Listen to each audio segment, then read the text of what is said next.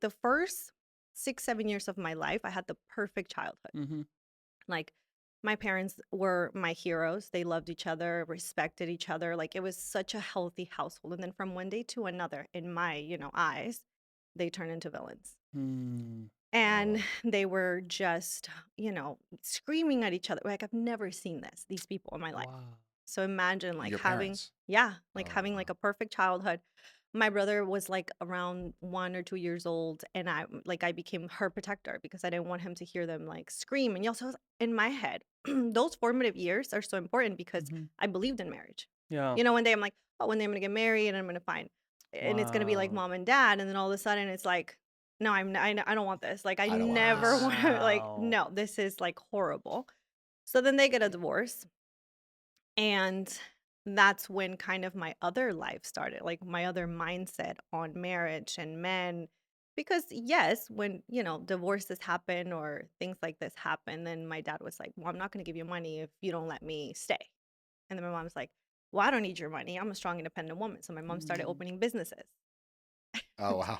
So for a long time, I grew up with my mom had to become strong. Like my Mm-hmm. mom had no other choice but to become mom and dad.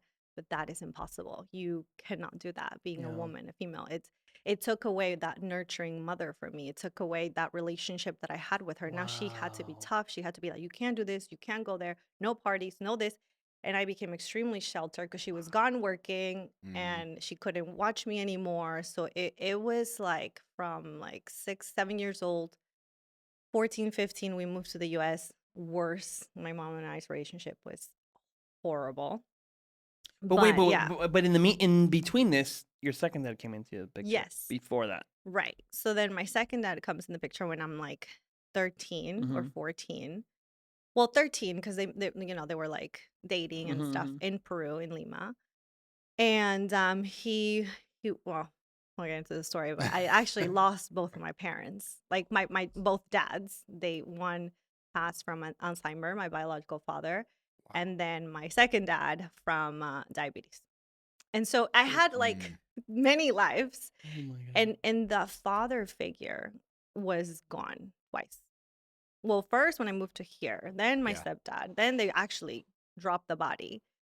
And that's why I'm so How? passionate about what I talk is like Yeah. you need the family unit because I Mm-hmm. went through a lot of trouble Mm. without those two, my father figure. Just for the context, when did each of them drop their body?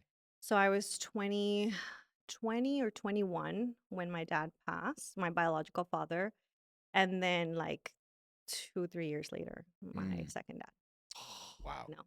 And it was really hard, but I basically turned into alcohol and partying Mm-hmm.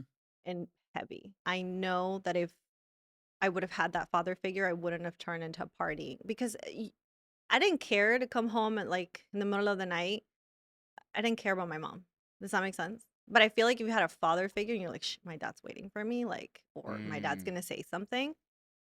I There's more the think, repercussion of like what, like the kind of sort of fear in a way, right? yeah, Like Yeah. yeah, but it's a healthy fear that I yeah, think yeah. some teenagers, especially in this generation, need to They have need a little more.